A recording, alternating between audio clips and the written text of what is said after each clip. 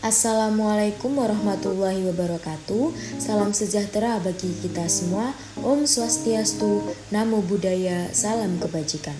Halo semuanya, sebelumnya perkenalkan saya Afina Sania Rahma dengan NIM 228113340036 dari Prodi D4 Administrasi Perkantoran kelas A. Di sini saya akan menjelaskan tentang etika menerima tamu mata kuliah Etika Administrasi Perkantoran dengan dosen pengampu Bapak Muhammad Hanafi SAP MSI. Saya akan menjelaskan beberapa poin pembahasan meliputi 1. Pengertian tamu, 2. Sikap dalam menerima tamu, dan 3. Jenis-jenis tamu. Masuk pada pembahasan yang pertama, yaitu pengertian tamu.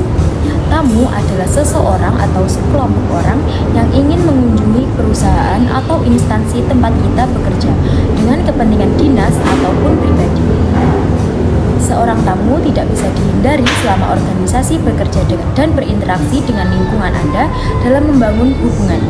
Salah satu tugas sekretaris adalah mengatur pertemuan antara pimpinan dengan tamu-tamu yang akan bertemu dengan pimpinan, mulai dari membuat janji, konfirmasi, sampai menerima kedatangan tamu pimpinan di kantor. Yang kedua, sikap dalam menerima tamu. Dalam menerima tamu harus mempersiapkan diri agar dapat membantu pimpinan dalam menerima tamu secara baik. Hal ini untuk menciptakan suasana yang menyenangkan di lingkungan kerja tersebut agar tamu merasa nyaman dan mempunyai kesan baik ketika melakukan kerjasama. Untuk itu perlu diperhatikan aturan-aturan dalam melayani tamu, yaitu 1. Sapa tamu dengan jelas. Etika menerima tamu di kantor yang pertama adalah dengan menyapa setiap tamu dengan suara yang jelas. Dengan menggunakan suara yang terdengar jelas, kamu akan dianggap sebagai seseorang dengan kepercayaan diri yang tinggi. Selain itu, hal ini juga mencegah terjadinya penyampaian informasi yang salah karena tamu tidak mendengar dengan jelas apa yang telah kamu katakan.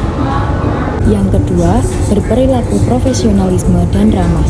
Menurut Albusines, ketika menerima tamu di kantor, selalu tunjukkan profesionalisme di hadapan mereka. Perhatikan gaya bicara dan penampilan, jangan lupa juga untuk menjabat tangan tamu. Tidak lupa juga untuk berikan sambutan kepada mereka seperti ucapan selamat pagi, selamat siang, dan selamat sore. Selain itu, jika tamu hendak masuk atau keluar ruangan, bukakanlah pintu untuk mereka. Jika tamu tersebut ke kantor untuk bertemu denganmu, maka temui mereka tepat pada waktu yang telah dijanjikan. Untuk yang ketiga, informasi tamu mengenai orang yang akan ditemui. Setelah kamu mengetahui siapa yang akan ditemui oleh tamu, berikan informasi mengenai orang yang bersangkutan adalah etika penting. Kamu bisa mengkonfirmasi berapa lama tamu harus menunggu dan mengarahkannya ke ruangan untuk menunggu. Jangan lupa juga untuk menghubungi dan mengingatkan orang tersebut agar tidak membuat tamu menunggu lama. Yang keempat, berikan arahan dengan jelas. Memberikan arahan yang jelas termasuk dalam etika saat menerima tamu di kantor. Misalkan, jika ada tamu yang bertanya mengenai ruangan rapat, selalu berikan arahan yang mudah dimengerti. Meskipun tamu sudah mendapatkan arahan dari resepsionis atau orang lain, selalu ada kemungkinan mereka lupa atau tersesat. Oleh karena itu, agar bisa memberikan arahan yang jelas, tentunya kamu pun perlu mengetahui tata letak setiap ruangan yang ada di kantormu. Yang kelima, tetap tenang. Jika kamu sedang merasa stres dan ada tamu yang bertanya kepadamu tentang berbagai hal, tetaplah tenang dan jawab dengan baik.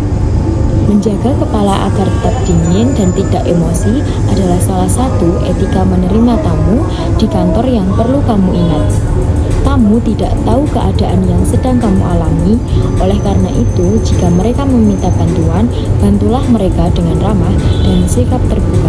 Jika kamu bersikap sinis atau tidak menyenangkan kepada mereka, tentu akan berdampak kepada citra perusahaanmu juga.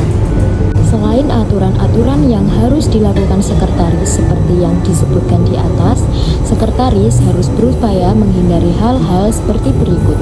1. Menyepelekan tamu. Jangan menilai tamu dari fisiknya saja sehingga kita membeda-bedakan dalam melayani. Yang kedua, mengobrol terus-menerus. Mengobrol secara berlebihan atau lupa batasan itu akan membuat tidak profesionalisme dalam menerima tamu. Hal itu akan berdampak buruk pada perusahaan. Untuk yang ketiga, berbicara dan tertawa terlalu keras. Dalam melayani tamu harus menunjukkan sifat sopan kepada tamu. Tertawa terlalu keras akan membuat tamu merasa risih karena sangat menunjukkan sikap yang tidak profesionalisme. Masuk pada pembahasan yang ketiga, yaitu jenis-jenis tamu. Sekretaris merupakan orang yang paling bertanggung jawab dengan penerimaan tamu yang berkunjung kepada pimpinan. Jenis-jenis tamu yang berkunjung kepada pimpinan dapat dibedakan menjadi 1. Tamu dengan perjanjian sebelumnya. Tamu dengan perjanjian sebelumnya artinya tamu ini adalah tamu yang diharapkan.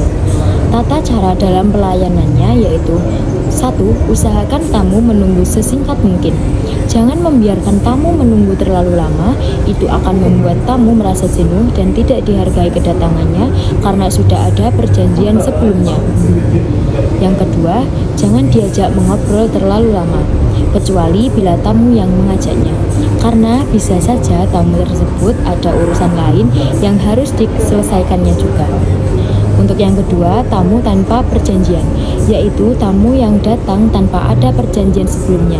Tamu ini biasanya berasal dari kalangan teman atau keluarga pimpinan. Dalam menerima tamu tanpa perjanjian harus bersikap taktis untuk memprioritaskan penerimaan tamu sesuai dengan keperluan, situasi kantor, dan kesibukan pimpinan.